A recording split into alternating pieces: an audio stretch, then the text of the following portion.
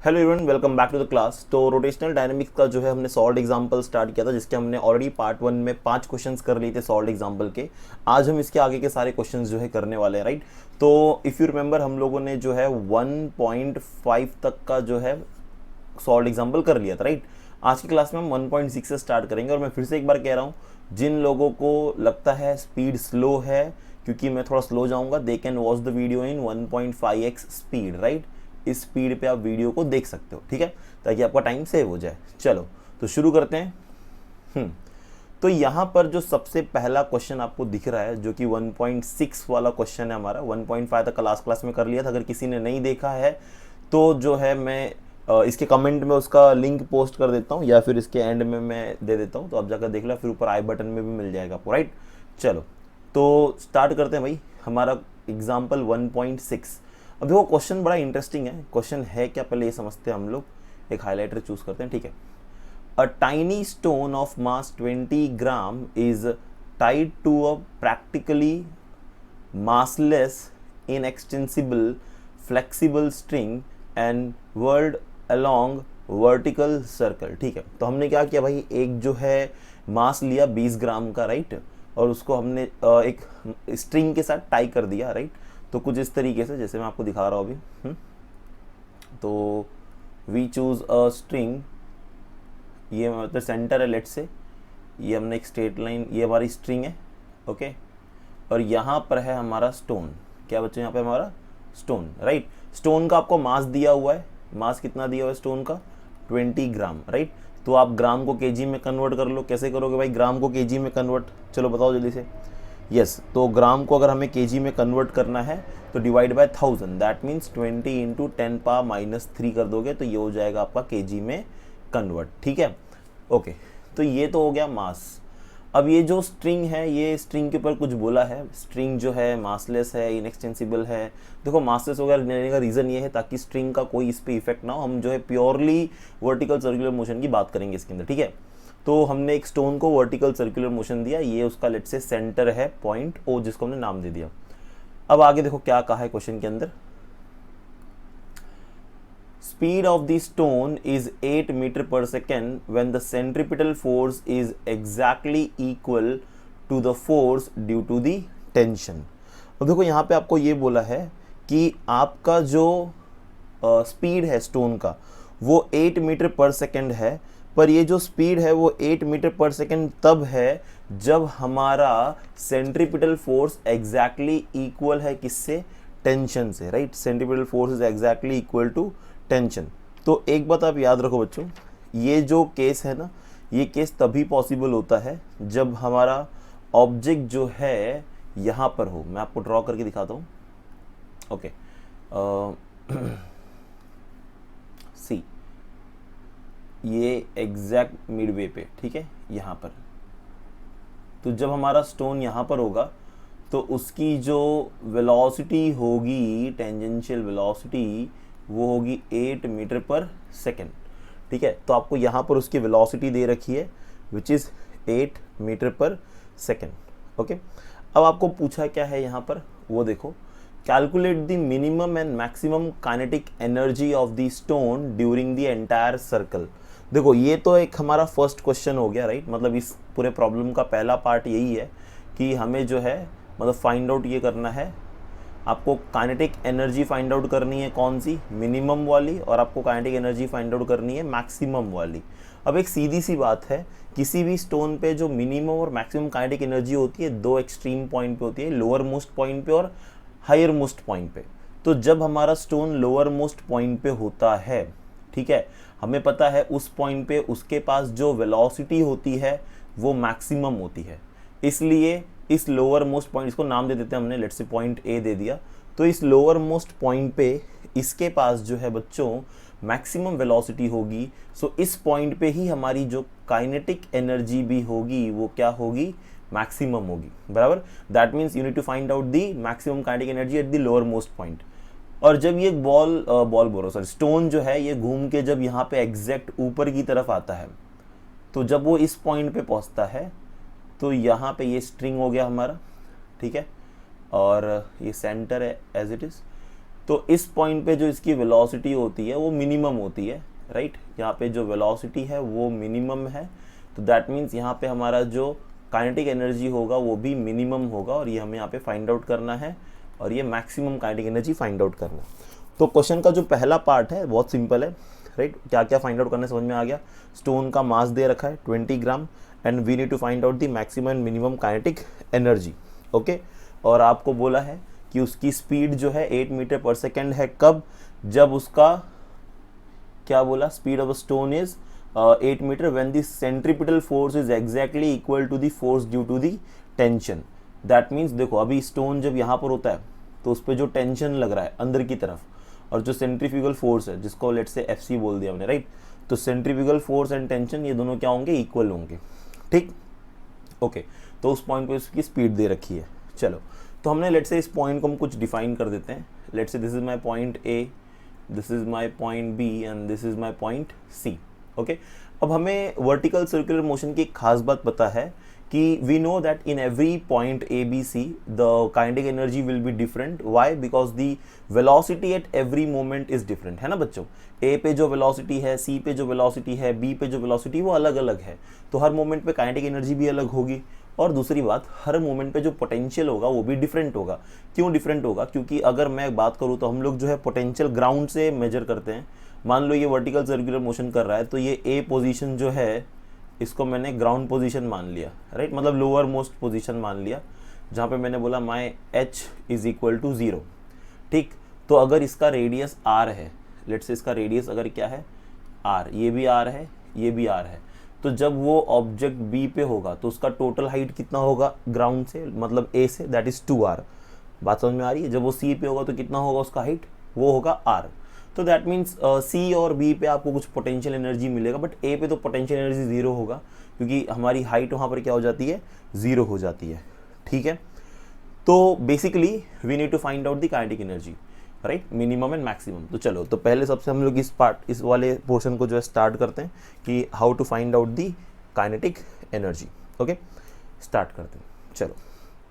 तो यहाँ पे मैं कुछ स्टेटमेंट दूंगा, ठीक, और स्टेटमेंट क्या दे रहा हूँ ज़रा ध्यान से सुनना, इंपॉर्टेंट स्टेटमेंट है हमारा। स्टेटमेंट जैसे आप सबको पता है कि जो कंजर्वेशन ऑफ एनर्जी है, right, according to conservation of energy we know that हमारा जो टोटल एनर्जी होता है, right, at point any point A, वो इक्वल होगा total energy at point B से, वो इक्वल होगा total energy at point C से। इसका मतलब ये है कि अगर मैं डायग्राम की बात करूं तो टोटल एनर्जी जो A पे होगा, टोटल एनर्जी जो C पे होगा, और टोटल जो B पे होगा, ये इक्वल होगा, बराबर। बट काइनेटिक और पोटेंशियल तीनों पे क्या होंगे, डिफरेंट होंगे। But according to law of conservation, आपने अगर वर्टिकल सर्कुलर मोशन का डेरिवेशन किया होगा तो उसमें आपने देखा होगा कि आपको जो टोटल एनर्जी मिलती है वो कांस्टेंट मिलती है, राइट, ओके। तो यहाँ पर जो टोटल एनर्जी है हमारी वो ABC पे वो क्या होगी, कांस्टेंट होगी। तो मैंने क्या करना है ना, अब देखो मुझे इस पॉइंट पे C पॉइंट पे वेलोसिटी पता है, ठीक है, और इस पॉइंट पे अगर मैं इसकी पोटेंशियल की बात करूं तो ग्राउंड से इसकी जो हाइट है यहाँ से वो लगभग कितनी है, R के बराबर, सॉरी X लिख दिया, वो R के बराबर है। कितनी है, R के बराबर है, ठीक। तो अगर उसकी हाइट R है तो पोटेंशियल हो जाएगा mgr, बराबर, पोटेंशियल हो जाएगा mgr, और काइनेटिक एनर्जी होगी हाफ mv², जिसका वेलोसिटी मुझे पता है। तो मैं क्या करता हूँ, मैं पॉइंट A और पॉइंट C को कंपेयर करता हूँ, राइट, मैं क्या करता हूँ, पॉइंट A और पॉइंट C को कंपेयर करता हूँ, क्योंकि मुझे पता है टोटल एनर्जी जो A पे होगा वही हमारा C पे भी होगा, ठीक। तो हमने किया यहाँ पर देयरफॉर टोटल एनर्जी, थोड़ा सा अलग लिख दिया, एक second, therefore total energy at point A is equal to total energy at point my C, right, centre mid point वाला, ओके। अब टोटल एनर्जी कैसे निकलता है, तो टोटल एनर्जी होता है kinetic energy at point A plus potential energy at point A is equal to C वाले पे क्या होगा, kinetic energy at point C plus potential energy at point C, okay. अब हमें पता है कि पॉइंट ए पे जो हमारी काइनेटिक एनर्जी होगी वो बच्चों मैक्सिमम होगी। क्या होगी वो? मैक्सिमम। तो can I right here in this value will be my maximum. But what about the potential energy? Since the height is zero तो पोटेंशियल एनर्जी भी क्या हो जाएगा? ज़ीरो। तो मुझे लेफ्ट हैंड साइड में बचेगा क्या? सिर्फ kinetic energy at point A which is nothing but my maximum kinetic energy, okay, is equal to kinetic energy at point C. अब काइनेटिक एनर्जी का फॉर्मूला है half M V, let's say यहाँ पे वी सी लिखता हूँ, velocity at point C, V C square plus potential energy that is M G H, H मेरा है यहाँ पे आर, ठीक। अच्छा, हमें क्वेश्चन में अगर आप पढ़ोगे आगे, मैंने क्वेश्चन आपका आगे रीड नहीं किया, क्वेश्चन में अगर आप रीड करोगे तो आपको आर वगैरह दे रखा है सी। ये क्वेश्चन का नेक्स्ट पार्ट है बच्चों, ये जो लेट टीटा वगैरह वाला सेक्शन है ना, right, let theta be the let theta is equal to zero be the angular, ये नेक्स्ट पार्ट है क्वेश्चन का जिसमें हम अलग चीज़ फाइंड आउट करते हैं। बट आप यहाँ पर एक चीज़ देख लो, जी आपको यूज़ करना है 10 और आपको जो लेंथ ऑफ द स्ट्रिंग दिया हुआ है वो दिया हुआ है 1.8 मीटर। अब लेंथ ऑफ द स्ट्रिंग मतलब क्या होता है? लेंथ ऑफ स्ट्रिंग मतलब ये कि हमारा जो स्ट्रिंग है, देखो स्टोन नीचे है, यहाँ से लेके ये आर जो है बराबर, ये हमारा स्ट्रिंग का लेंथ है। तो बेसिकली वो आर हो गया which is given you how much 1.8 metre. कितना है ये? 1.8 मीटर। तो बेसिकली आपको यहाँ पर रेडियस दे दिया गया है, रेडियस दिया है 1.8 मीटर, ठीक है, ओके। तो ये आर भी हमारे लिए नोन है। अब वैल्यूज़ को सब्स्टिट्यूट करते हैं, फाइंड आउट करते हैं, let's see what we get. So half, अभी मास कितना दिया था हमें? तो मास वॉज 20 ग्राम, जिसको हमने केजी में कन्वर्ट किया था, राइट। तो मैं सीधा मास की जगह पे वो वैल्यू लिख देता हूँ, राइट। तो the mass was 20 into 10 power -3 बराबर, ये हमारा मास हो गया था। उसके बाद अगर हम बात करें वेलोसिटी की, तो वेलोसिटी जो है वो है हमारा 8 मीटर पर सेकेंड, प्लस ये मेरा एक सेक्शन हो गया, दूसरा सेक्शन है हमारा मास अगेन 20 इंटू 10 पावर -3, जी हमें दिया है 10 और आर जो हमें दिया हुआ है वो हमें दिया हुआ है दैट इज़ हाउ मच 1.8। और एक चीज़, ये वेलोसिटी का स्क्वायर है तो यहाँ पे हम 8 का जो है ना स्क्वायर ले लेंगे, ठीक। तो ये हो जाएगा 2 1 जा 2 10 जा, सो 10 और ये 10 power -3 will give you 10 power -2, 10 power -2 into 8 का स्क्वायर हो जाएगा 64, ठीक है। ये एक टर्म हो गया, प्लस यहाँ पे आपको देखो क्या मिलेगा, अभी 10 इंटू 1.8 विल गिव यू 18 और 18 इंटू 20 अगर आप करोगे तो आपको क्या मिल जाएगा? देखो मैं इसको थोड़ा स्प्लिट करके लिखता हूँ, ये एक ज़ीरो और ये 10 पावर -3 को मैं बैलेंस करता हूँ तो मुझे 10 पावर 2 बचेगा हमारे पास, बराबर 10 पावर 2 बच गया और यहाँ पे ये 2 इंटू 18 हो गया, ठीक है। अभी तो ये वैल्यू मैं यहाँ पे सॉल्व कर देता हूँ, ओके। तो वी गेट हियर 10 पावर -2 को कॉमन ले लेते हैं हम, 10 पावर -2 को कॉमन ले लिया, अंदर बचा हमारे पास 64 प्लस और ये 2 इंटू 18, सो 2 8 ज़ा 16, 1 कैरी, 2 1 ज़ा 2 और 3 36, ठीक। तो ये हो जाएगा 36।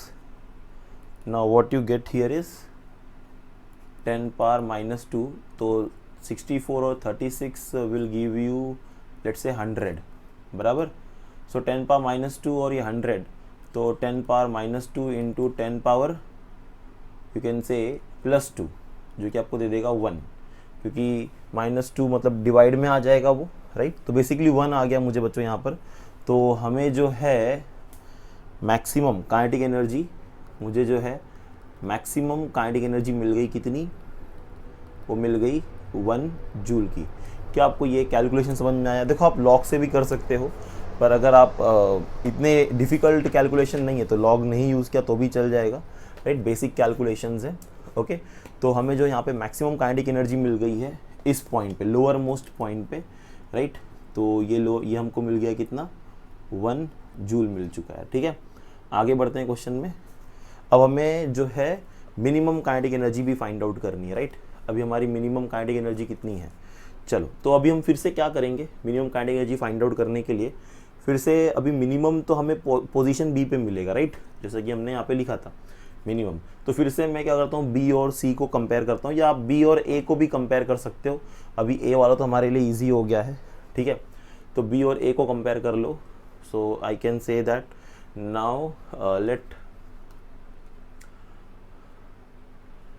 Kinetic energy at point B is equals to kinetic energy at point A. तो हम लेट नहीं यूज़ करते हैं, लेट से नाउ लिखते हैं।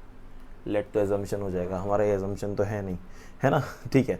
तो बी की वैल्यू है, ए की वैल्यू है, पुट करो। अभी kinetic energy at point B क्या होगा, नॉट काइनेटिक एनर्जी, हमें टोटल एनर्जी लिखना था यहाँ पे, काइनेटिक नहीं, हम तो टोटल एनर्जी इक्वल करते हैं ना।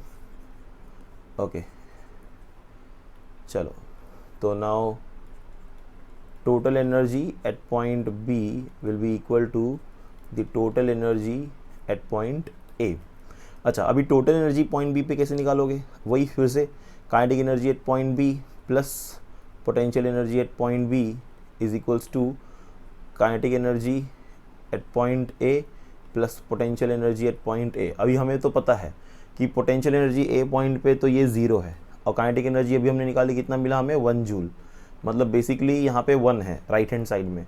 यहाँ पे kinetic energy at point B is written as half M V B square, right, ठीक है। ये तो हमें फाइंड आउट ही करना है, तो फिलहाल तो अभी लिख देते हैं इसको ऐसे, जो कि हमारा काइनेटिक एनर्जी होगा ये मिनिमम, ठीक है। तो इसको ओपन अप करने की ज़रूरत नहीं थी, बट ठीक है। पोटेंशियल एनर्जी हो जाएगा हमारा M G.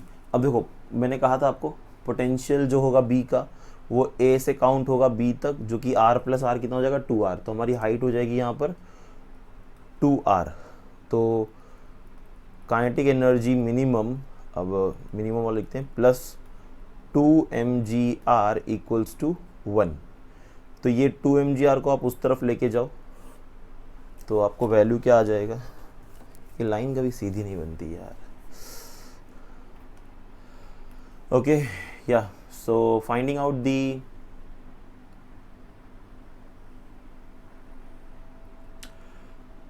my kinetic energy at minimum kinetic energy, which is again 1 minus 2 mgr. Again you substitute the value, 1 minus 2, m is how much, 20 into 10 power minus 3, g कितना हमारा 10 है, r कितना है 1.8 है, बराबर। तो ये पूरा एक टर्म है, राइट। तो 1 माइनस, अब इसको आप अंदर वाले टर्म को सॉल्व कर लो। सो 20 into 2 will give you 40 into 10 power minus 3 into 18, बराबर। सो 1 माइनस, अभी ये 4 और 18, तो 4 into 18 into 10 power minus 2 कर दिया इसको मैंने, और 4 into 18, 4 8 32, 3 carry 4 4 5 6 7, 72 into 10 power minus 2, तो दिस बिकम 1 को 7 की बना दिया मैंने, ओके। तो ये हो जाएगा हमारा 1 माइनस, अब ये 72 into 10 power minus 2 मतलब divide by 100, that will give you 0.72। तो 1 माइनस 0.72 करोगे बच्चों तो विल गेट 0.28 समथिंग, है ना, हाँ 0.28 आ जाएगा जूल। तो this is my kinetic energy minimum, right, which is how much, 0.28 joule. तो इतनी हमारी जो है मिनिमम काइनेटिक एनर्जी होगी एट पॉइंट बी। तो ये हमारे न्यूमेरिकल सेक्शन का जो एक पार्ट था जो हमने कवर किया। तो हमने मिनिमम काइनेटिक एनर्जी भी निकाल ली, विच इज़ 0.28 जूल, और मैक्सिमम जो है वो 1 जूल है। अब क्वेश्चन के नेक्स्ट पार्ट में आ जाओ। फर्स्ट पार्ट आई थिंक आपको सबको क्लियर है, क्या करना था, काइनेटिक एनर्जी कैसे निकालनी थी। अभी नेक्स्ट पार्ट में सी क्या करना है। मैंने क्वेश्चन को फिर से रिटर्न किया, यहाँ पे राइट डाउन किया हुआ है, ठीक। क्वेश्चन को फिर से आगे रीड करते हैं और सॉल्व करते हैं हम लोग, ठीक। देखो, अभी आपको जो बोला था calculate the minimum and maximum kinetic energy, वो हमने कर लिया। अब हम क्या करते हैं, लेट थीटा इक्वल टू 0। अब आपको एक एंगल दिया है, let theta equal to 0 be the angular position of the string when the stone is at the lower most position. तो बच्चों, जब हमारा स्टोन लोअर मोस्ट पोजीशन पे होगा, लोअर मोस्ट पोजीशन मतलब क्या, अभी फिर से डायग्राम ड्रॉ करते हैं। ये हमारा सेंटर पॉइंट है, बराबर। और ये हमारी हो गई स्ट्रिंग, सीधी लाइन आ जा भाई, हाँ। और ये हमारा हो गया स्टोन, ठीक है, ये हमारा हो गया स्टोन। अभी ये स्टोन जो है एंगल टीटा बना रहा है, मतलब इसने अभी तो कोई डिस्प्लेसमेंट नहीं किया है, तो बेसिकली ये एंगल टीटा है यहाँ पर, ठीक।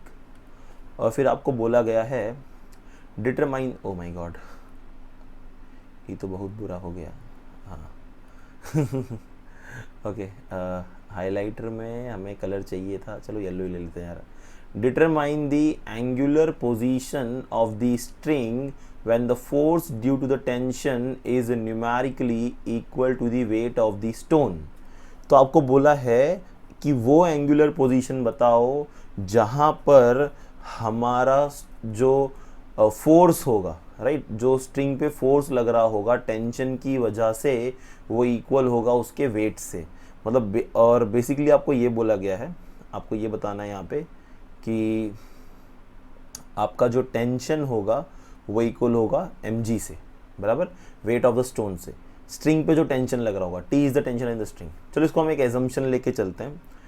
तो मैं एक एजम्पशन ऐसे लेता हूँ कि मान लो मेरा, अभी देखो टीटा निकालने बोला, अभी मुझे टीटा पता नहीं क्या है, तो मैं टीटा एजम्पशन पे ही करूँगा। लेट्स से हमारा जो स्टोन है वो यहाँ पर है, ठीक, ये एजम्पशन है, ये let's say the stone is here, तो यहाँ पे जो हमारा एंगुलर डिस्प्लेसमेंट हो गया वो टीटा का हो गया, ठीक। अब ऑब्वियस ही बात है, यहाँ पे अगर मैं रिजॉल्व करूँ तो हमारा जो वेट mg है वो डाउनवर्ड होगा, ठीक है, वेट mg डाउनवर्ड होगा, और स्ट्रिंग पे कुछ टेंशन लग रहा होगा ऊपर की तरफ, स्ट्रिंग पे कुछ टेंशन लग रहा होगा हमारा ऊपर की तरफ, और ऑब्वियस ही बात है हमारा जो सेंट्रीपिटल फोर्स है Fc वो भी अंदर की तरफ है, इसलिए सर्कुलर मोशन कर रहा है ये। तो बेसिकली हमको ये टीटा फाइंड आउट करने बोला है ना। तो हमें टीटा कब फाइंड आउट करने बोला है, जब हमारा फोर्स लाइक हमारा जब ये क्या कहते हैं, स्ट्रिंग में जो फोर्स होगा या जो टेंशन होगा, मतलब टेंशन की वजह से स्ट्रिंग में जो फोर्स लग रहा होगा वो इक्वल होगा किससे, वो इक्वल होगा हमारे वेट, दैट इज mg से, वेट ऑफ द स्टोन से, ठीक है। तो ये हमें यहाँ पर फाइंड आउट करना है टीटा, किस एंगल पे ये चीज़ होगी, ठीक है। तो अभी यहाँ पे मैंने तो यहाँ पे इसको एजम्पशन मतलब क्वेश्चन मार्क ले कर लिया। अब इसको ज़रा सॉल्व करते हैं कि ये हम निकालेंगे कैसे, ठीक। तो जैसे कि हमने पूरा डेरिवेशन किया था, आपको याद होगा, तो हमने यहाँ पर इसको पॉइंट क्या मान रखा था, I think it's point C, ये हमारा पॉइंट ए है, ऊपर की तरफ हमारा पॉइंट बी था, है ना। वैसे तो जैसे मैंने आपको बताया कि अकॉर्डिंग टू कंजर्वेशन हर पॉइंट पे जो हमारी टोटल एनर्जी होती है वो इक्वल होती है, राइट। अगर मैंने इस पॉइंट को मान लो आर मान लिया, आर ले लें, चलो आर तो कहीं तो इक्वेशन में है नहीं, तो आर ले लेते हैं, ठीक है। अगर मैंने इस पॉइंट को आर मान लिया, तो इस पॉइंट आर पे जो टोटल एनर्जी होगी ऑब्वियस सी बात है ए पे भी होगी। तो फिर से जो भी थोड़ी देर पहले हम कर रहे थे, तो उसी सेम तरीके से जो है इसको हम करेंगे, ठीक है। तो हमारा जो करने का मेथड होगा वो एग्जैक्टली सिमिलर होगा whatever we were doing till now, ठीक। ओके, तो करते क्या है यहाँ पर हम लोग, थोड़ा सा मुझे अभी यहाँ पे जगह चाहिए होगा, मैं इन सबको इरेज कर देता हूँ। ये जो एक्स्ट्रा चीज़ें थी हमने बना रखी थी, इसके बाद तो ऊपर की तरफ, oh my God, control Z होता है, नहीं होता है यार, फिर से करना लिखना पड़ेगा। चलो ये हो गई स्ट्रिंग,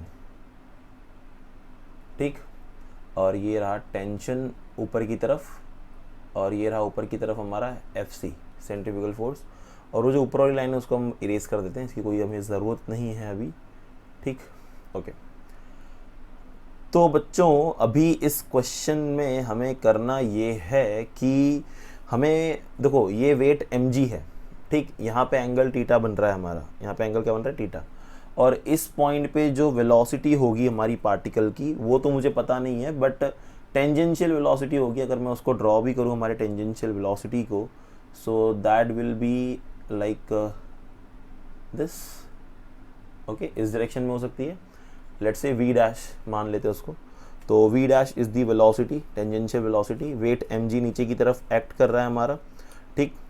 तो अभी जो ये टेंशन लग रहा है, तो टेंशन को बैलेंस करने के लिए भी कोई होना चाहिए इसके आउटवर्ड में, राइट, एक बाहर की तरफ हमारा वेक्टर होगा जो इस टेंशन को बैलेंस करेगा, और जो वेलोसिटी है इसको भी बैलेंस करेगा। तो बेसिकली हम क्या करते हैं, ये mg वेक्टर को ना रिजॉल्व करते हैं, अभी mg को रिजॉल्व करते हैं, पहले एंगल बनाते हैं। देखो यहाँ पे एंगल टीटा बन रहा है, तो जैसे देखो ये वाला पार्ट है ना, तो यहाँ भी तो वही वाला पार्ट दिख रहा है, तो यहाँ भी एंगल क्या बन रहा है हमारा, थीटा।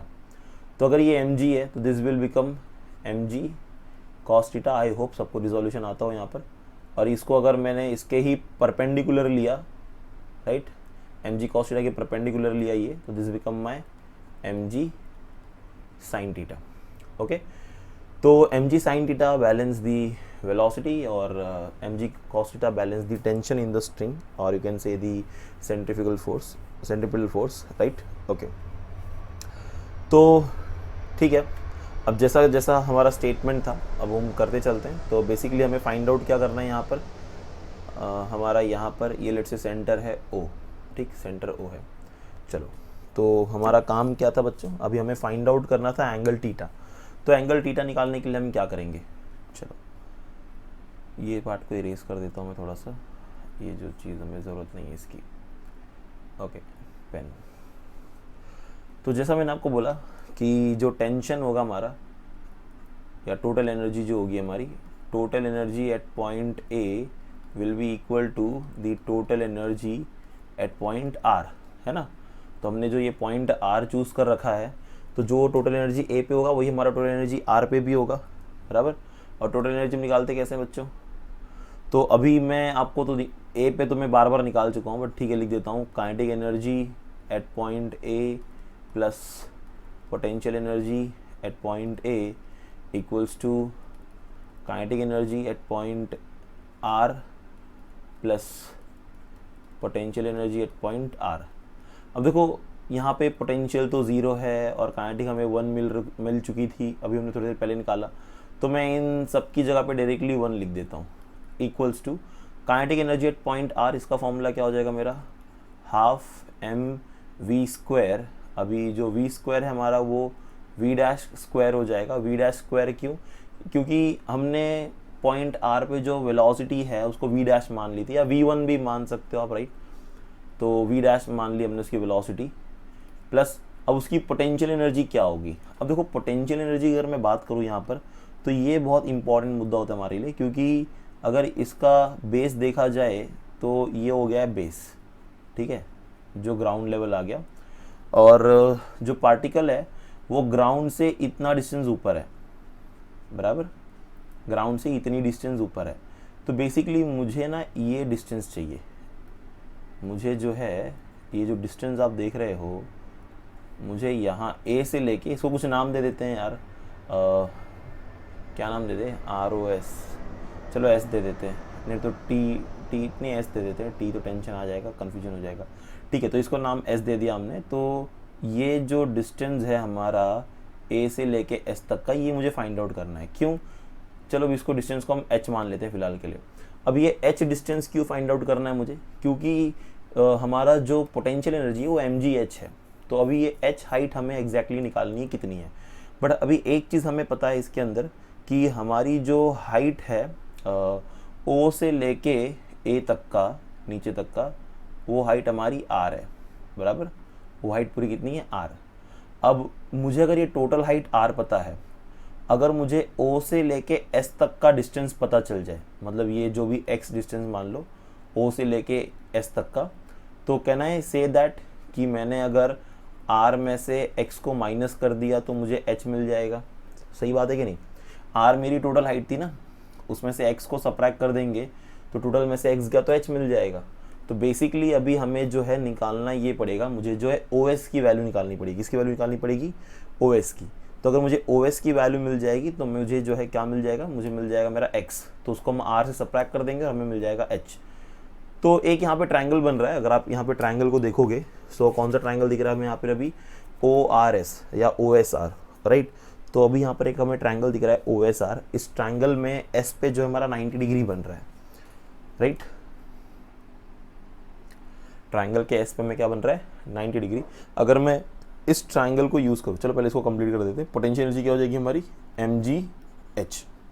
अब देखो मैं यहाँ पर जो है फाइंड आउट करना चाहता हूँ एंगल थीटा, राइट। अब वो एंगल थीटा फाइंड आउट करने के लिए मुझे प्रॉब्लम है, ना तो मुझे v पता है ना तो मुझे h पता है।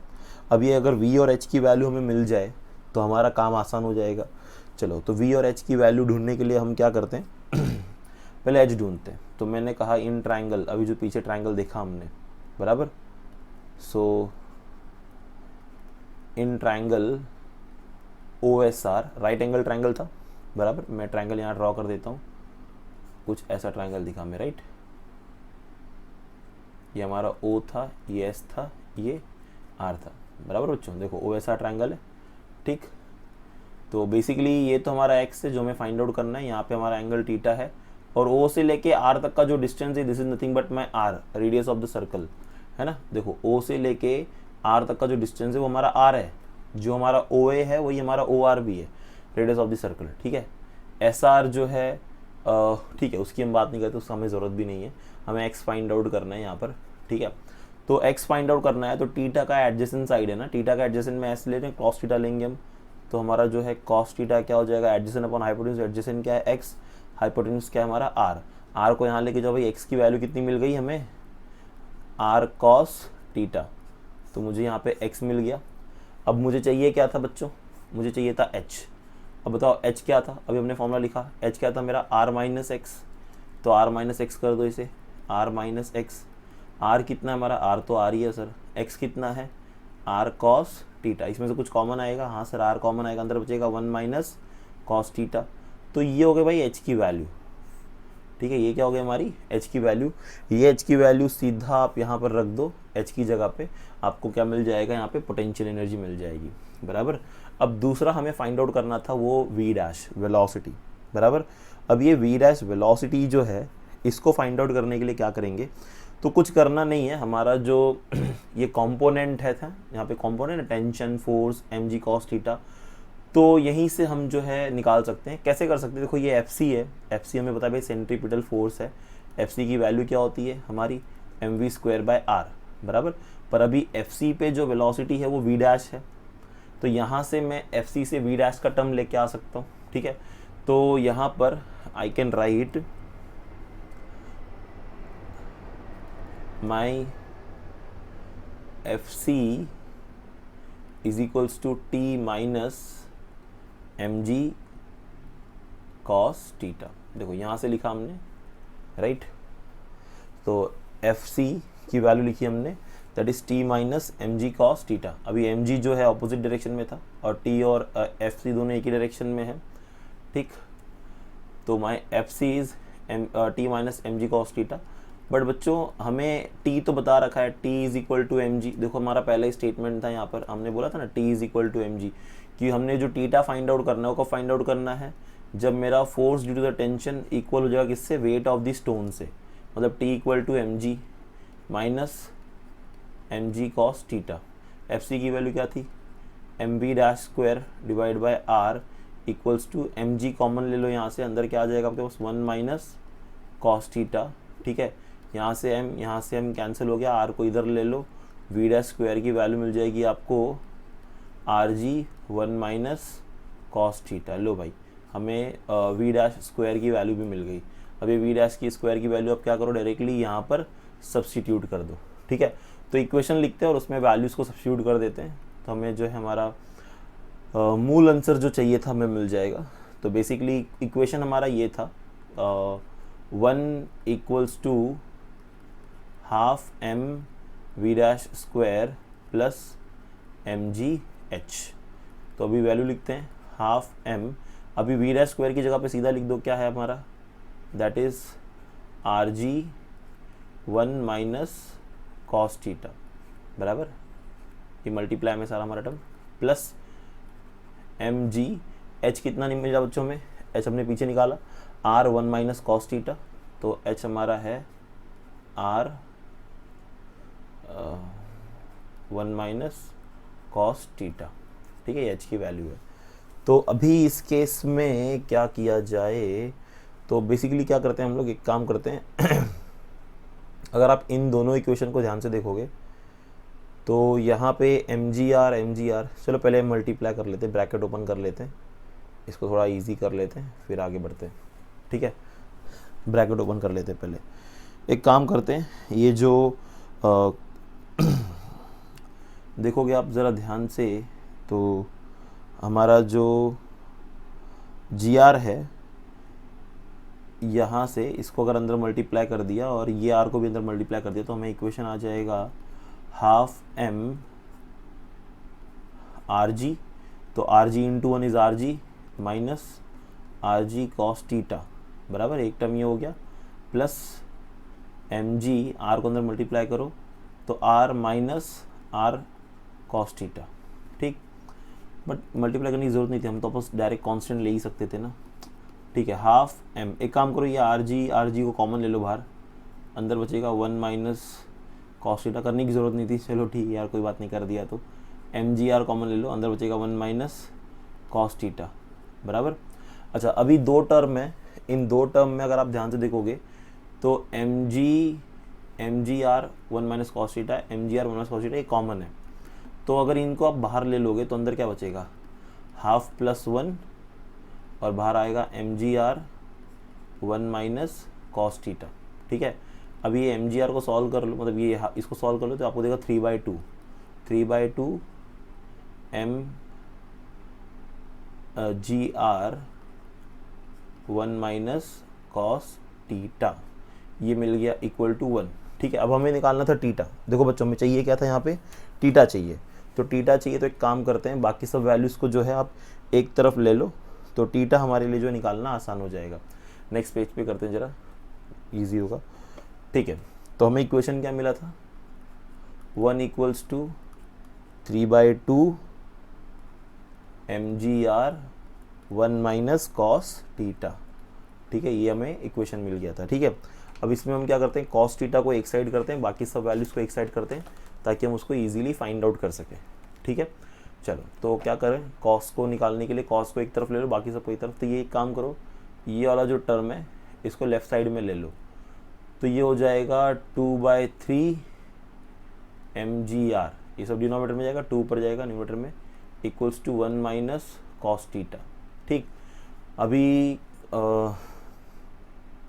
कॉस टीटा को इस तरफ ले लो और ये नेगेटिव वाले को इधर ले लो, तो ये हो जाएगा cos theta equals to 1 minus 2/3 M G R.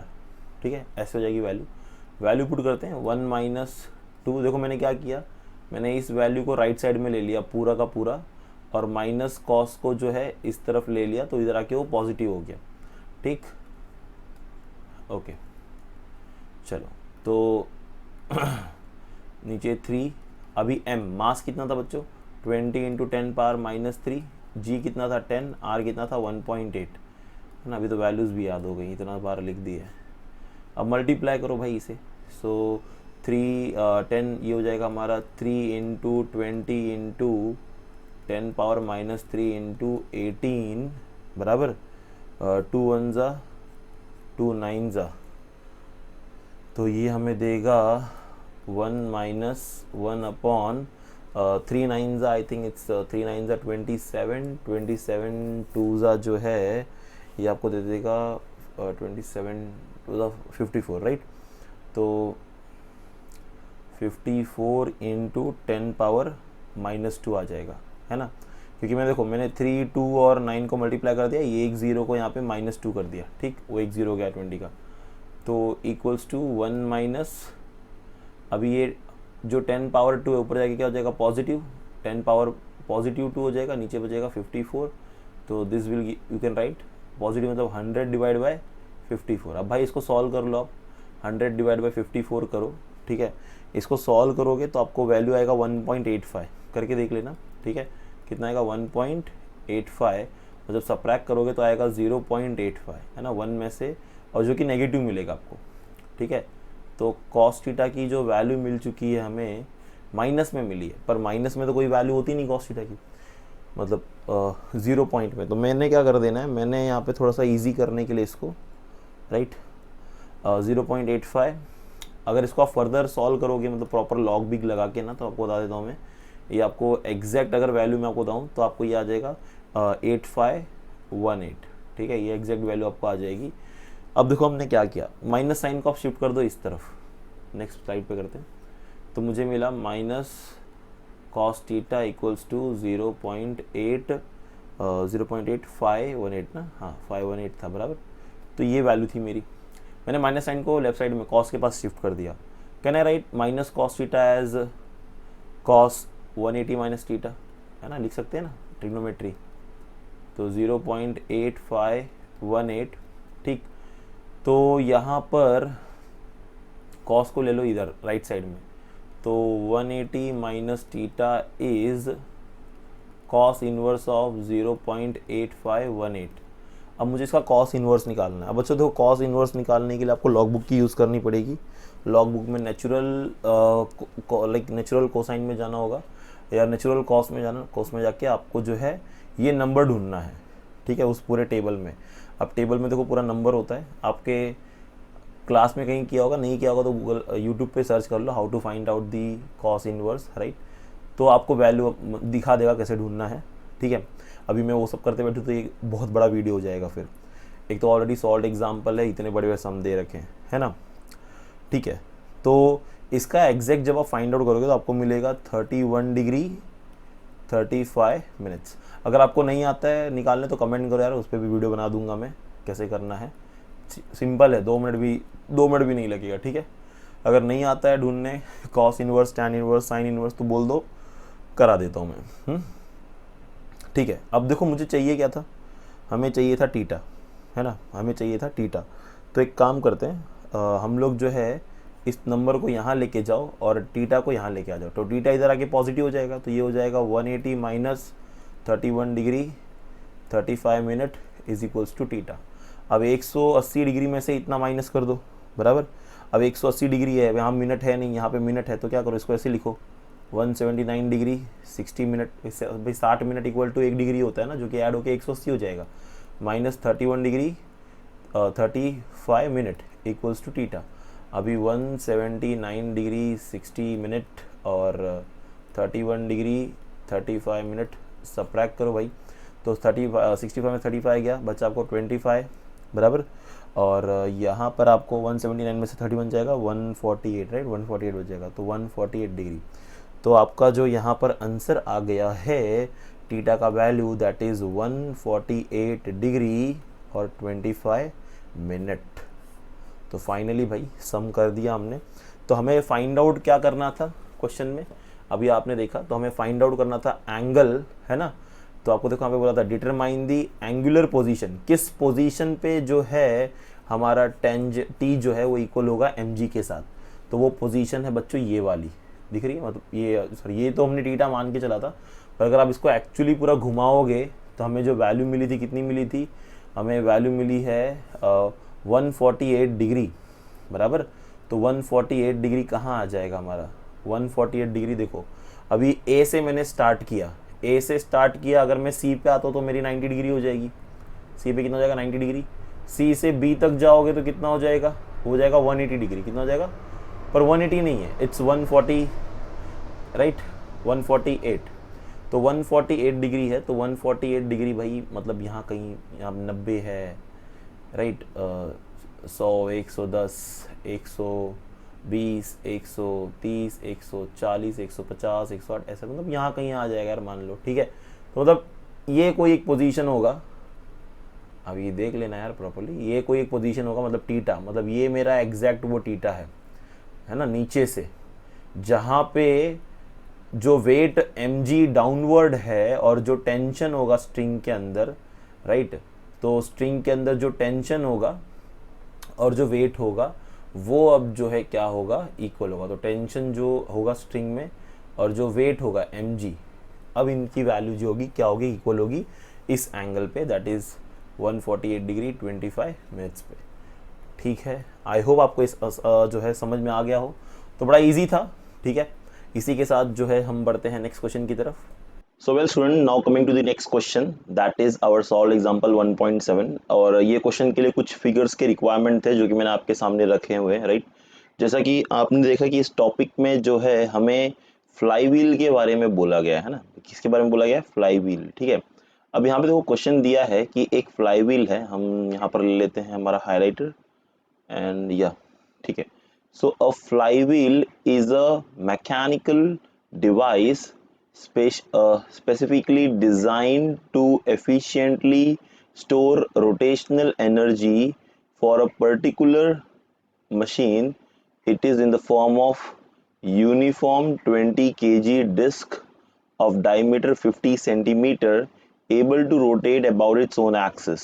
ठीक है, अब देखो यहाँ पर बेसिकली फ्लाई व्हील जो है ये है क्या, अभी इस फिगर में आपको समझ जाएगा, तो वो समझ जाएगा तो आपके लिए बहुत आसान है इसको समझना क्वेश्चन को, राइट।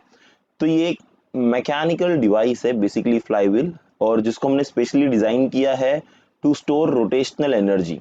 और बाद में बच्चों ये जो रोटेशनल एनर्जी स्टोर होती है ना, यही बाद में कन्वर्ट हो जाती है काइनेटिक एनर्जी में। Okay, so this rotational energy is convert into kinetic energy. और फाइनली आपको वही बोला गया, देखो इन लोगों ने बोला है calculate it's kinetic energy when rotating with 120 RPM and pi square की वैल्यू 10 लेने बोली है। ठीक है, तो ये तो क्वेश्चन का एक पार्ट हो गया, ये क्वेश्चन का केस 1 हो गया। केस 2 में देखो क्या बोला है, calculate its moment of inertia in case it is rotating about the tangent in its plane. ठीक है, ये क्वेश्चन का सेकंड पार्ट है, इसको एक्सप्लेन करता हूं मैं, पहले फर्स्ट पार्ट को अंडरस्टैंड करते हैं। Okay, this is the second part of question. तो बेसिकली दो चीज में सॉल्व करनी है। अब देखो फ्लाई व्हील ये जो रोटेट होता हुआ दिख रहा है आपको ना बच्चों, ये एक फ्लाई व्हील है। तो बेसिकली ये फ्रंट व्यू है, ये क्या है हमारा फ्रंट व्यू है। यहाँ पे देखोगे तो ये इसका साइड व्यू है, साइड व्यू से ये वही वाली व्हील है जो रोटेट हो रही है। ठीक है ना, ये एक्सेल है बीच में, राइट, ये एक्सेल है, और इस एक्सेल के अराउंड जो है ये ऐसे रोटेट हो रहा है। ठीक है, ये ऐसे रोटेट हो रहा है एक्सेल के अराउंड। ठीक है, तो बेसिकली जब ये रोटेट होगा तो देखो यहाँ पे लिखा है electrical generator, right, electrical generator by V Ryan, copyright 2017। ठीक है भाई, मैंने किसी का यहाँ पे जो है गूगल से उठाया रखा है, ठीक है, तो उनको भी कर्टसी दे देते हैं। ओके, तो बेसिकली क्वेश्चन में ये है, देखो ये फ्लाई व्हील है, तो बेसिकली ये इसका जो है एक्सेल है, ये क्या है इसका फ्लाई व्हील का एक्सेल है बच्चों। ऐसा ही एक्सेल इसके उस तरफ भी होगा, जो निकला होगा बाहर की तरफ भी। तो ये फ्लाई व्हील अपने ये सेंटर से एक्सेल पास हो रहा है, और ये यहाँ से जो फ्लाई व्हील है ये ऐसे रोटेट कर रहा है। ठीक है, ये ऐसे रोटेट कर रहा है अलोंग दिस एक्सिस। तो बेसिकली जब ये रोटेट कर रहा है तो यहाँ पे इसका कुछ डेटा दे रखा है, जैसे आपको बोला है कि फॉर अ पर्टिकुलर मशीन एक फ्लाई व्हील की जरूरत है जो कि कितनी है 20 kg। तो आपको जो है मास दिया हुआ है that is 20 kg and disc of diameter 50 centimetre. तो ये जो डिस्क है फ्लाई व्हील का, इसका डायमीटर आपको दिया हुआ है पूरा, राइट। तो पूरा डायमीटर कितना दिया हुआ बच्चों आपको 50 सेंटीमीटर। तो ऑब्वियसली बात है if your diameter is 50 centimetre then your radius will be 25 centimetre which is approximately 25 into 10⁻⁻2 metre. ठीक है, मीटर में हम लेंगे क्योंकि मीटर में ही जरूरत होगा हमें सारा सब कुछ। ओके, तो 0.25 इंटू 10⁻⁻2 लिखो रेडियस को, या फिर आप रेडियस को जो है 0.25 मीटर भी लिख सकते हो, या फिर अगर आप 0.25 को मोर प्रिसाइसली लिखना चाहते हो तो 1/4 मीटर भी लिख सकते हो। मतलब अगर आपको फ्रैक्शन में लिखना है, डेसिमल्स में नहीं लिखना है तो, है ना, ताकि न्यूमेरिकल इजी हो जाते हैं फिर। ओके, तो अभी यहाँ पर आपको बोला है find out the kinetic energy. ठीक है, इस सेक्शन के लिए हमें काइनेटिक एनर्जी फाइंड आउट करना है। और आपको एक चीज और दे रखी है यहाँ पर, देखो बोला है calculate it's kinetic energy when rotating with 120 RPM. मतलब आपको फ्रीक्वेंसी दी गई है 120 नहीं सॉरी 1200 आरपीएम की फ्रीक्वेंसी दी गई। दिस इज रेवोल्यूशन पर मिनट, कन्वर्ट करो सेकंड में, डिवाइड बाय 60 करो।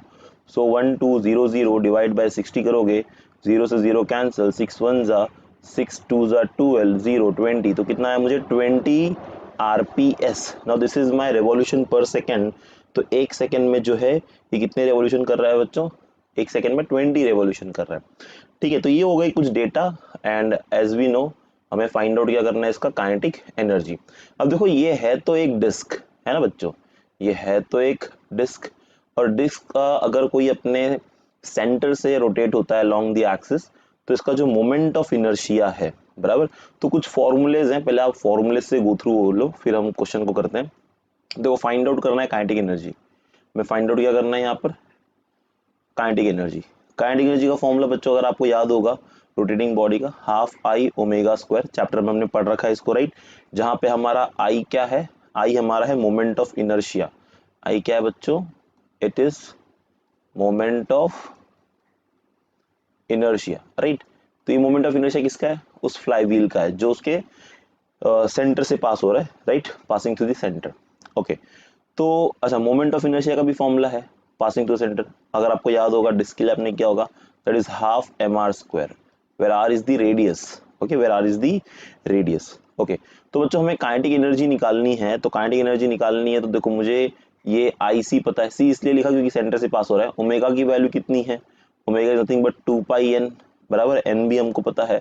तो अगर हम ये आई सी और ओमेगा की वैल्यू यहाँ पे सब्स्टिट्यूट कर दे काइनेटिक एनर्जी में, तो बेसिकली काइनेटिक एनर्जी बहुत इजीली मिल जाएगा। तो चलो कर देते हैं भाई, kinetic energy is half. Now how is my IC, how much is my IC, that is half m r square, that is again multiplied by omega square. Omega is how much, it's 2 pi n the whole square। ठीक है, value substitute कर देते हैं, तो half into 1/2। मास हमको दिया था पीछे, देखो मैंने आपको बताया था मास कितना बच्चों, इट्स 20 kg। कितना है, 20 kg। तो m की जगह पे लिख दो 20। रेडियस हमने निकाला था याद है 1/4, उसका ले लो स्क्वायर इंटू 2 इंटू 3.14। अच्छा इसको पाई रहने देते हैं क्योंकि हमें देखो पाई स्क्वायर का वैल्यू डायरेक्ट दे रखा है ना 10, तो हम यहाँ स्क्वायर करेंगे तो मिल जाएगा। देखो क्वेश्चन में यहाँ पे आपको दिया है, क्या दिया है, पाई स्क्वायर को क्या एज्यूम कर लो, 10 ले लो, तो थोड़ा आसान हो जाता है क्वेश्चन इससे, राइट। तो यहाँ पे 2 और ये पाई और n कितना है 20, राइट, इसका whole square.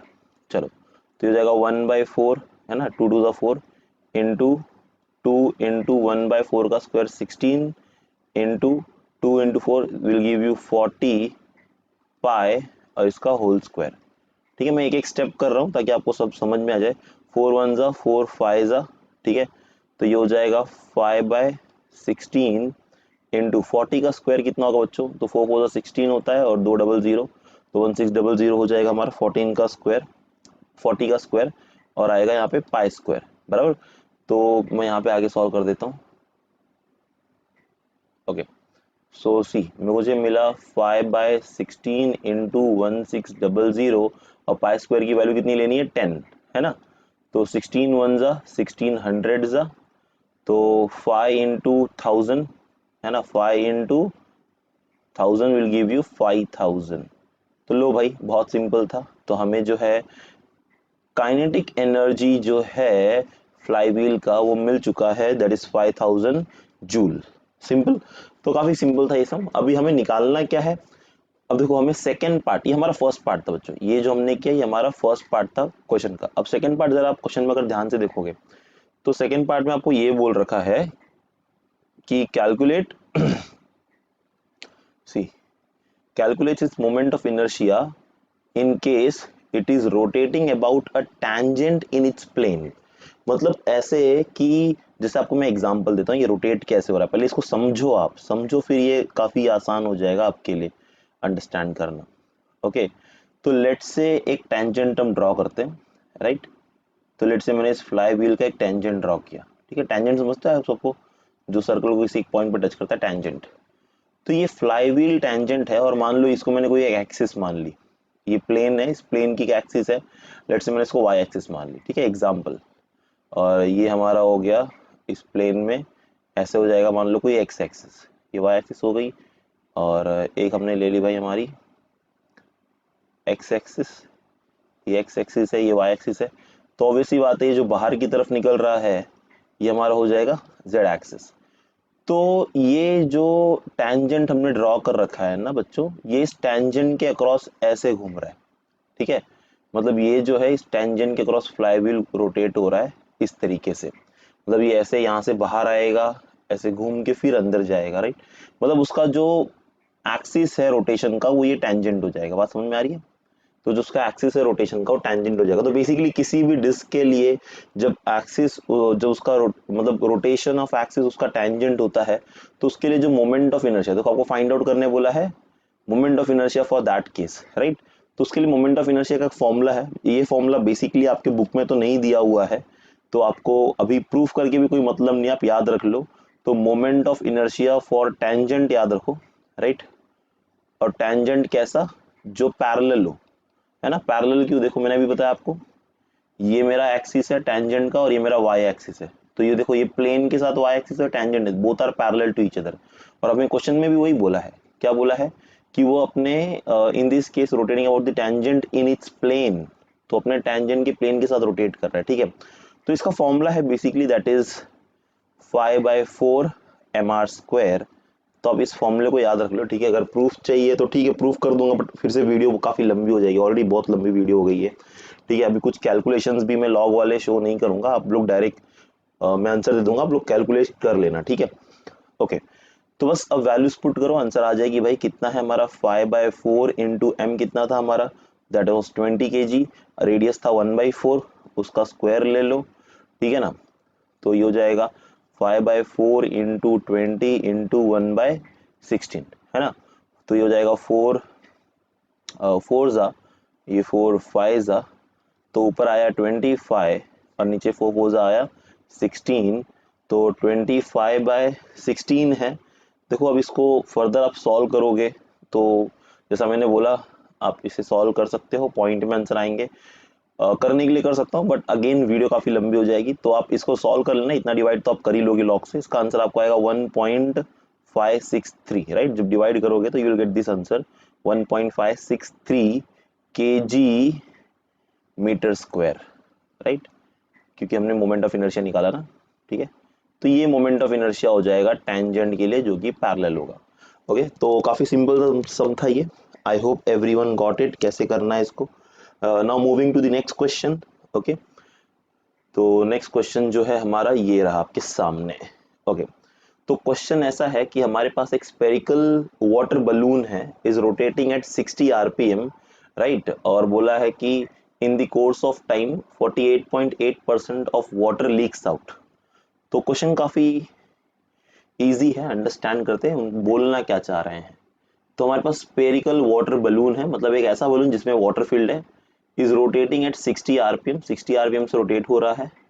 In the course of time 48.8% of water leaks out, मतलब मान लो पहले उसमें 100% पानी था, कुछ समय के बाद जो है उसमें से 48.8% पानी लीक आउट हो गया।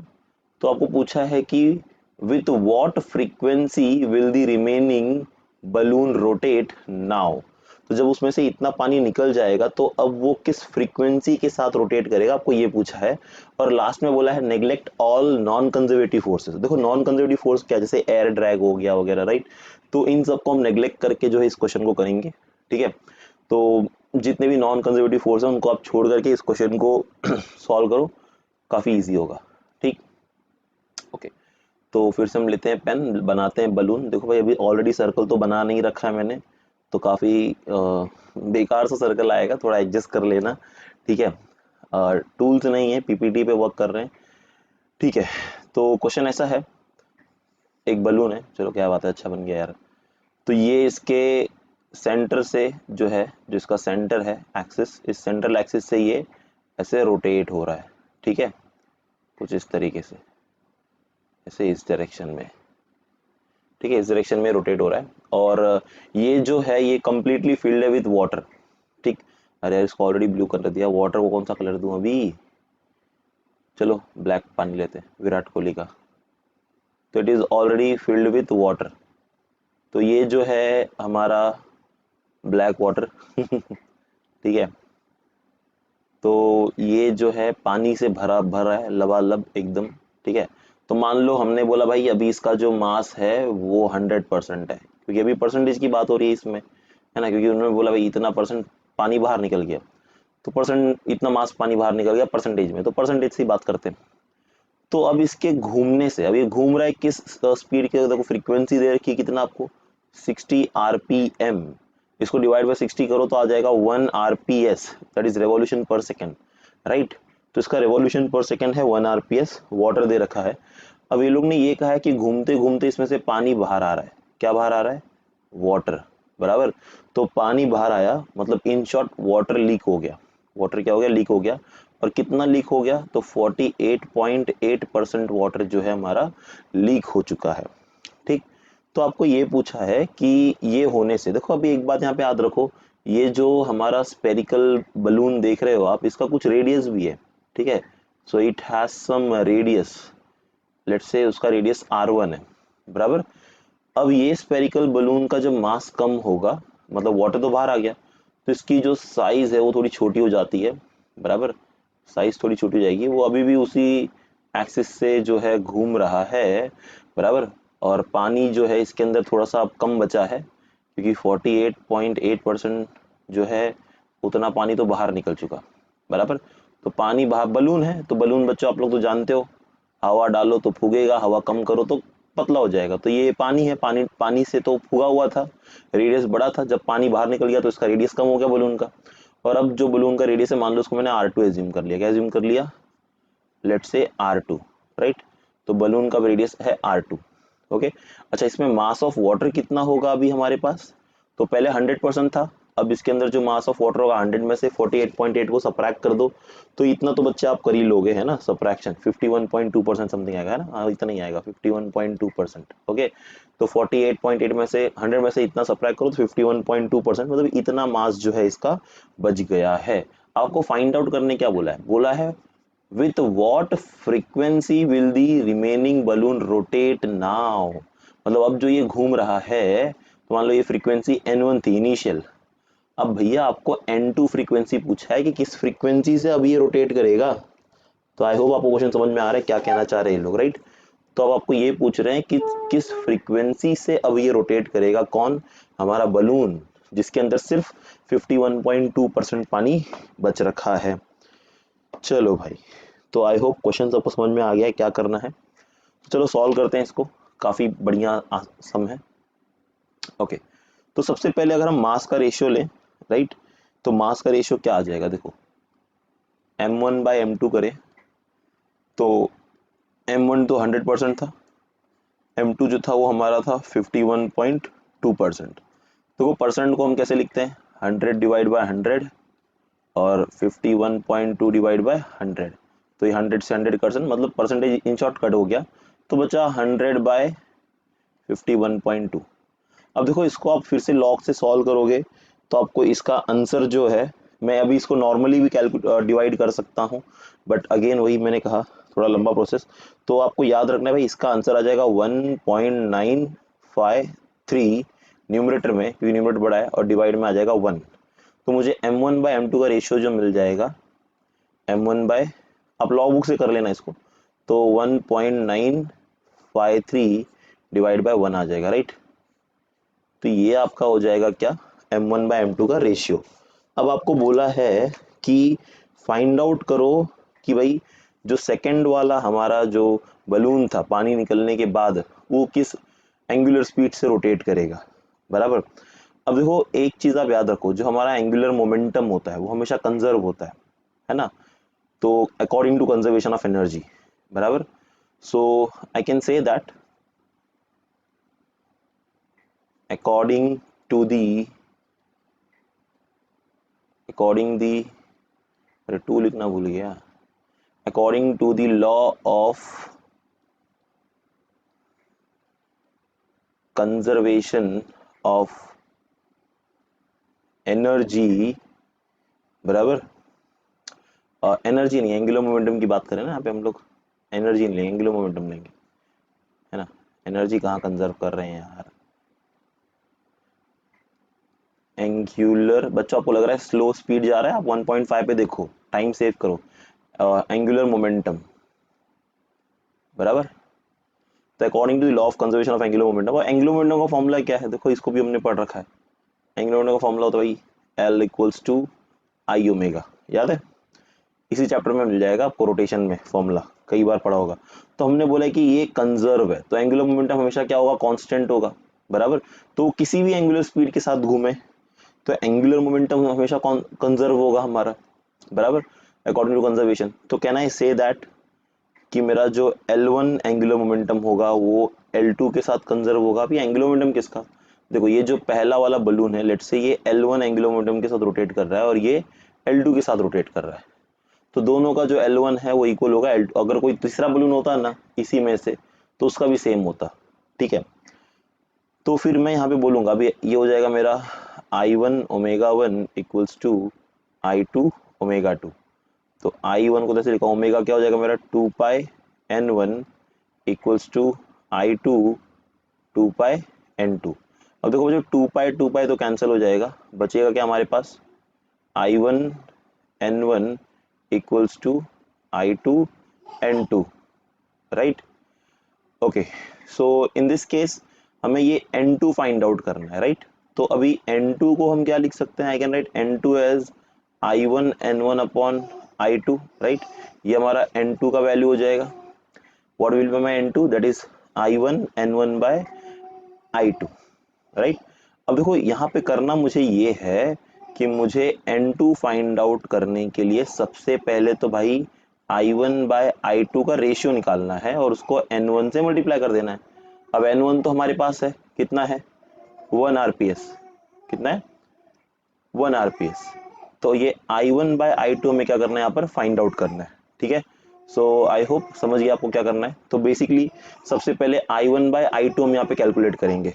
कैसे कैलकुलेट करेंगे, so let's say I can say that my N2 is I1 by, बच्चों मेरा बच्चा रो रहा है, आपको आवाज आ रही है, इग्नोर करो अभी, है ना। हाँ, you know what's time I am recording it, I think कहाँ गया फोन मेरा, it's 3:25 right, AM not PM। 3:25 AM मतलब सुबह के 3:30 बज रहे हैं। हाँ, और मैं रिकॉर्डिंग कर रहा हूँ, बच्चा रो रहा है बैकग्राउंड में। सोचो बच्चे के लिए मेरे को रात में रिकॉर्डिंग करना है और उसमें भी बच्चा रोता है, कैसे रिकॉर्डिंग करूँ। सो N2 is I1 I2 into N1, ठीक है, I1 I2 इंटू N1, ठीक है। तो अब क्या करें भाई, अब यहाँ पे I1 I2 तो हमें निकालना पड़ेगा, तो चलो पहले लिख देते भाई।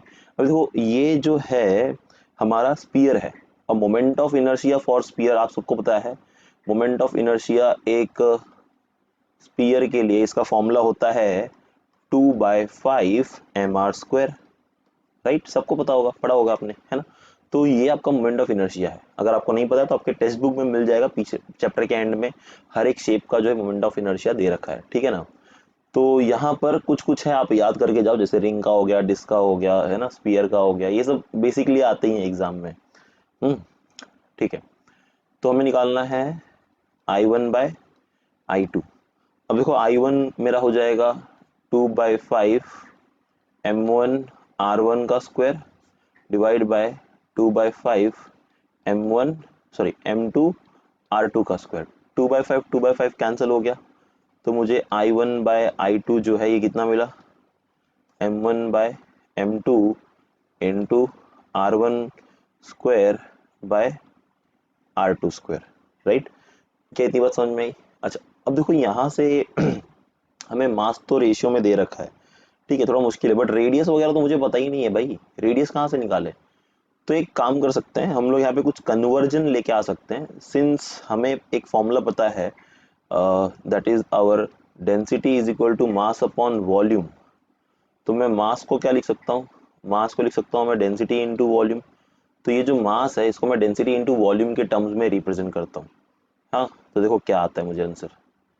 तो मैंने जो है यहाँ पे लिखा I1 by I2 equals to, अब M1 को मैं लिखता हूँ डेंसिटी। अब देखो भाई, ये बलून में जो मेरे पानी है ना, इसमें जो वाटर है इसकी डेंसिटी जो होगी और इसमें जो वाटर है इसकी जो डेंसिटी होगी वो तो चेंज नहीं होगी ना, लिक्विड वही है भाई। आप एक ग्लास में पानी ले लो या एक नदी में पानी लो, डेंसिटी तो वही रहने वाली है वाटर की, राइट। तो जो डेंसिटी तो है वो चेंज नहीं होगी, राइट। हाँ, ऑब्वियसली बात है वॉल्यूम चेंज होगा कि रेडियस चेंज हो रहा है। तो मैं यहाँ पे M1 की जगह पे लिखता हूँ डेंसिटी, और वॉल्यूम जो होगा, वॉल्यूम का फॉर्मूला सबको पता है 4/3 pi r cube, 4/3 pi R1 cube लेंगे हम। R1 क्यूब सर, क्योंकि मैं M1 की बात कर रहा हूँ। नीचे M2 के लिए क्या लिखोगे फिर से, डेंसिटी इंटू 4/3 पाई R2 का क्यूब। देखो density density cancel, 4/3 pi cancel, यहाँ पे है R1 का स्क्वायर और R2 का स्क्वायर। तो मुझे जो है यहाँ पर I1 बाय I2 की जो वैल्यू मिल रखी है, ठीक है, I1 बाय I2 की जो वैल्यू मिली है हमें यहाँ पर, वो क्या मिली है। अच्छा मैं पहले, अच्छा एक सेकेंड, मैं मास निकाल रहा था ना, पहले हम मास निकाल रहे थे, हम कहाँ वैल्यू पुट करने लगे, पहले हमें मास निकालना है, मास को सब्स्टिट्यूट करना है फिर, ओके। तो मैंने मास की जगह पे डायरेक्टली इसको ही रख दिया। चलो ठीक है, देखते हैं कहाँ पे पहुँचते हैं। तो थोड़ा सा हम जो है आई थिंक गड़बड़ चले जाएंगे अगर ऐसे जाएंगे तो। एक सेकेंड, पहले हम मास निकाल लेते हैं, है ना, तो थोड़ा आसान रहेगा हमारे लिए। क्योंकि मास का रेशियो निकालेंगे, क्योंकि रेडियस तो पता ही नहीं ना, हम तो रेडियस के टर्म में चले जा रहे हैं, हमें मास पता है तो हमें मास के रेशियो के टर्म्स में निकालना है कि नहीं। ओहो सर, आपसे भी गलती हो गई। सॉरी बच्चों, क्या करूं। हाँ, तो क्या करो अभी यहाँ पर ना, आप जो है M1 M2 है, अब यहाँ पे इनका जो है आपको रेशियो लेना है बेसिकली। तो मैंने बताया भाई M1 बाई M2 आप क्या लिख सकते हो। अब मास वन क्या होगा मेरा, density into volume, that is 4/3 pi R1 का cube the whole divide by density into 4/3 pi R1 का क्यूब। ठीक है, डेंसिटी डेंसिटी 4/3 पाई कैंसिल, तो मुझे मिला R1 क्यूब बाय R2 आएगा यहाँ पे, R2 का क्यूब बराबर। तो ये मुझे मिल जाएगा।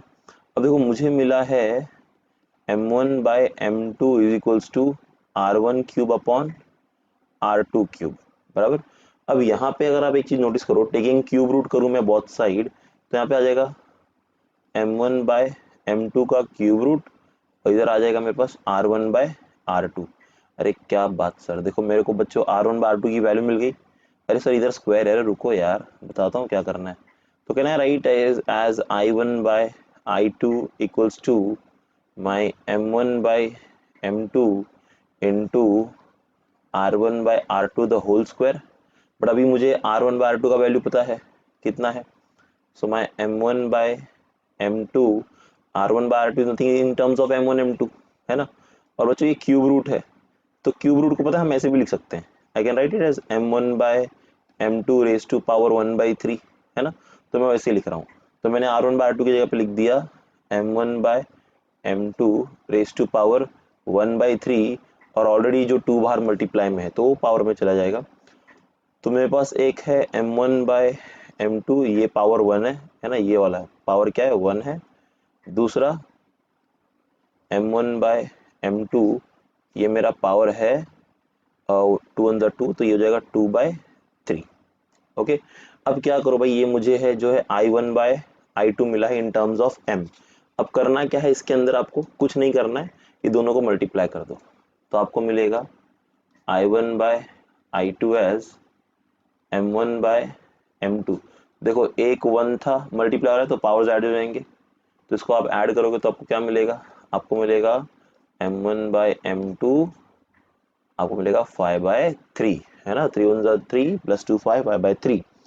अब कुछ नहीं करना है, M1 M2 की वैल्यू यहाँ पे जो मिल रखी है इसको आप पुट कर दो। कहाँ पे, देखो यहाँ पर, ये जो हमारा फॉर्मूला था N2, हमें N2 ही तो निकालना है ना भाई, हमने I1 I2 तो निकाला अभी, तो N2 इज इक्वल्स टू जो वैल्यू अभी वो रखो पहले, चलो। तो हमारा क्या वैल्यू था, N2 is equals to I1 by I2 into N1। अब जरा बताओ I1 बाय I2 कितना है, देखो यहाँ मिला हमें है ना, कितना मिला I1 bye M2, M1 by M2 power में 5/3 इंटू N।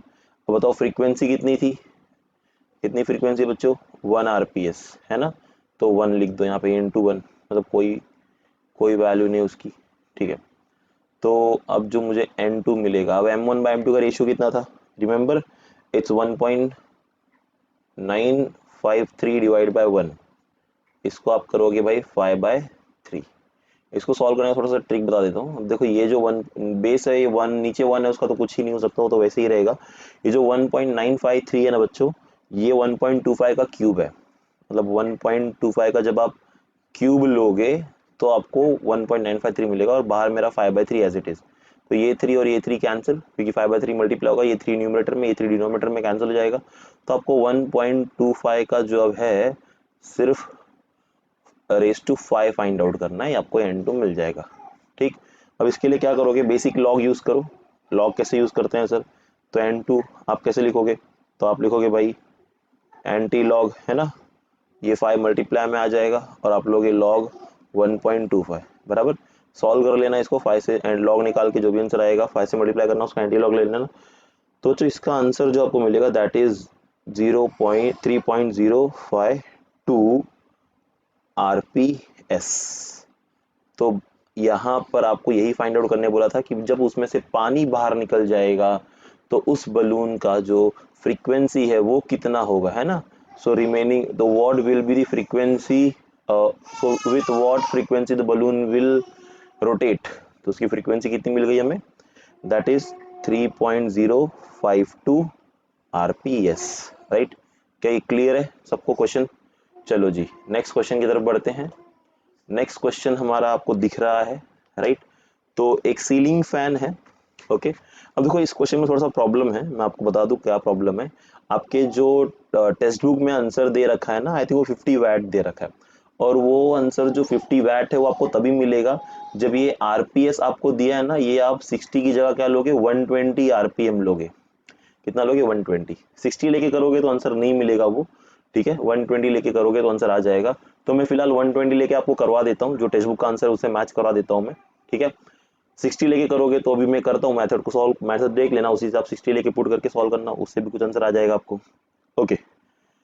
तो क्वेश्चन है कि भाई हमारे पास है पंखा, है ना। हाँ सर है हमारे पास पंखा, ओके। हाँ मेरे पास भी है बच्चों। ठीक है, तो फैन है हमारे पास, फैन बनाए, बनाओ फैन, चलो। तो ये पंखे का हो गया गोल सा पार्ट, और ये हो गई उसकी डंडी, और उसके ब्लेड्स बना देते हैं थोड़े लंबे। ये जो है बना दी हमने उसके ब्लेड्स, कुछ ज़्यादा तुम, ठीक है ना, चलो समझ में आ रहा है यार। हाँ, तो ये पंखा था हमारा, ठीक। इसको हमने एक सपोर्ट से लटका दिया, ठीक है। इतना सब करने की ज़रूरत नहीं है, समझना है। हाँ तो आपको देखो क्वेश्चन पहले क्या दिया यार, क्वेश्चन पढ़ते पहले पंखे पे ही आ गए सीधा। देखो क्वेश्चन दिया है, a ceiling fan having moment of inertia 2 kg metre square attain its maximum frequency of, देखो मैंने बोला 60 नहीं लेना है, 120 लेना है, 120 आरपीएम इन 2 पाई सेकेंड्स। तो ये जो है दो 2 पाई सेकेंड्स में, मतलब पाई का वैल्यू 3.14 रखोगे तो 2 इंटू 3.14 करोगे तो वो आपको टाइम मिल जाएगा। तो उतने टाइम में जो है वो फैन जो है कितनी फ्रीक्वेंसी से रोटेट करने लगता है, 120 आरपीएस से रोटेट करता है। अब आपको पूछा है कि इसमें कैलकुलेट इट्स पावर रेटिंग, आपको उसका पावर बताना है कि उसका पावर क्या है। तो भाई बहुत आसान क्वेश्चन, बड़ी सरलता के साथ क्वेश्चन पूछा गया है। ऐसा ही फैन दूसरा बना देते हैं घूमता हुआ, तो ये वही वही फैन है ना, इसका जुड़ा हुआ भाई। अरे यार सर वो नहीं है, अलग दिख रहा है ये, समझ जाओ बच्चों।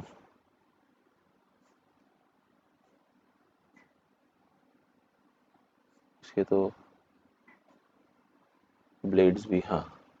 तो ये फैन जो है भाई साहब बहुत ही स्पीड में, तगड़ी वाली स्पीड में घूम रहा है with the frequency of 120 RPM, which is nothing but 120 divide by 60 कर दो तो 0 से 0 कट गया, 6 1 जा 6, 2 जा 12, दैट इज 2 आरपीएस। मतलब एक सेकंड में जो है ये 2 चक्कर लगा रहा है, बराबर। एक सेकंड में कितने चक्कर लगा रहा है, 2 चक्कर लगा रहा है। ये एन की वैल्यू है, ठीक है।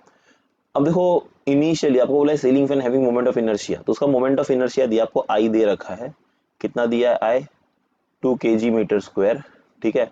अटेन मैक्सिमम फ्रीक्वेंसी, तो मतलब अभी फिलहाल मान लो टाइम जीरो पे, टाइम जीरो पे वो हमारा रेस्ट पे था, बराबर। मतलब उसकी रेस्ट पे था तो उसकी फ्रीक्वेंसी भी जीरो थी। फिर जब वो टाइम कितना बोला, 2 पाई है ना, so in time 2 pi, t equals to 2 pi, 2 pi time में उसकी फ्रीक्वेंसी कितनी हो गई भाई, इतनी हो गई। तो लेट्स से मैं यहाँ पर जो है N one N two represent करता हूँ। तो N one is the initial frequency, N two is the final frequency, T one is the initial time, T two is the final time, ठीक है।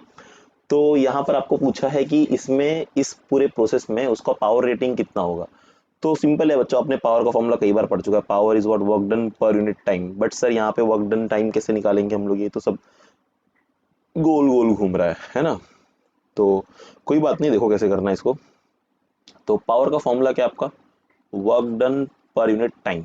अच्छा, अभी देखो ये पंखा तो गोल गोल घूम रहा है, तो ये जो वर्क डन कर रहा है बेसिकली यहाँ पे टॉर्क लग रहा है ना। तो जो मेरा वर्क डन है, वर्क डन बेसिकली होता है क्या, force into displacement. But force मेरा यहाँ पे लग रहा है टॉर्क, और डिस्प्लेसमेंट जो है वो एंगुलर डिस्प्लेसमेंट थीटा है ना। तो एक एंगुलर डिस्प्लेसमेंट के साथ ये ब्लेड्स हमारे रोटेट हो रहे हैं ना, ये जो ब्लेड्स हैं एक एंगुलर डिस्प्लेसमेंट के साथ रोटेट हो रहे हैं, बराबर। एंगुलर डिस्प्लेसमेंट समझते हो, टीटा, मतलब मान लो ये ब्लेड अभी पॉइंट ए पे था, पॉइंट ए से वो ब्लेड इधर आ गया पॉइंट बी पर, बराबर। तो ए से बी तो गया ना, तो यहाँ पे उसने कुछ तो एंगल टीटा किया कि नहीं किया, तो एंगुलर डिस्प्लेसमेंट इसको कहते हैं हम लोग, ठीक है। तो वो जो है हमारा फैन, वो कुछ एंगुलर डिस्प्लेसमेंट के साथ रोटेट हो रहा है, जिसको हमने वो नाम दे दिया क्या, टीटा।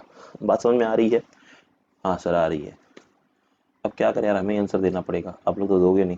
अच्छा, और टाइम जो है मेरा वो टी है, ओके, टाइम क्या हमारा टी।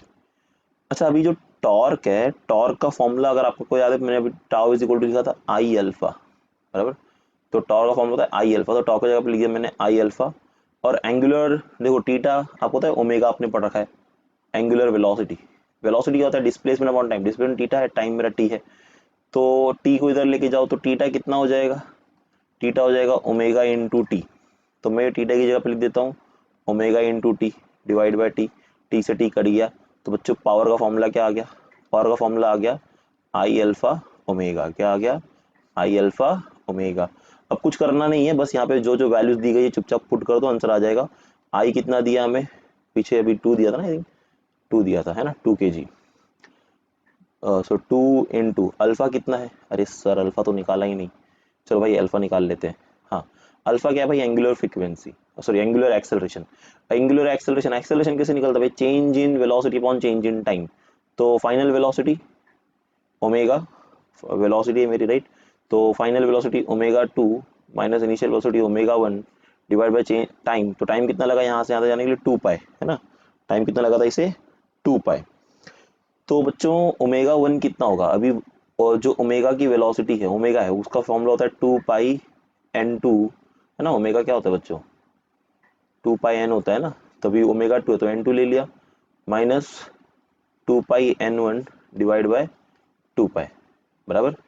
तो मैंने लिखा अच्छा n2 कितना है, अब देखो n2 हमारा है 2 rps, और n1 कितना है, n1 0 है, बात ध्यान से सुनना, ठीक है।